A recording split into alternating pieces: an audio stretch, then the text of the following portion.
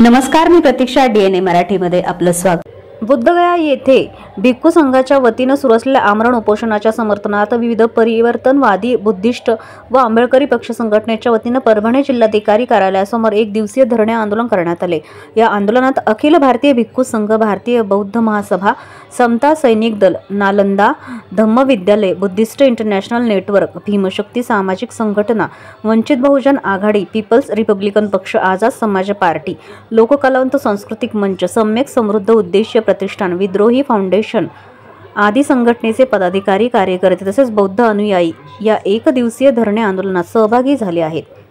बुद्धगया येथे महाबोधी विहाराच्या ठिकाणी सर्व विश्वव्यापी भिक्खू संघाचे धरणे आंदोलन सुरू आहे. त्याचं कारण असं आहे की बुद्धगया या ठिकाणी म्हणजे ज्या बौद्ध विहारामध्ये ब्राह्मणांनी कब्जा केलेला आहे आणि तो हटवायचा आहे. कारण बौद्ध भिक्षूंचं जे बौद्धांचं जर विहार आहे, बुद्धाचं जर विहार आहे, तर हे बौद्धांच्या स्वाधीन करायला पाहिजे अशी आमची प्रमुख मागणी आहे.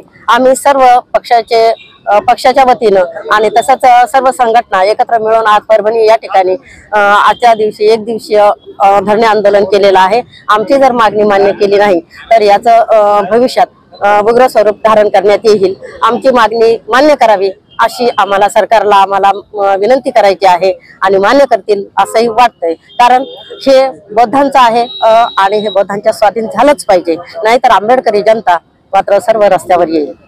प्रतिनिधी बालाजी कांबळे, DNA मराठी, परभणी.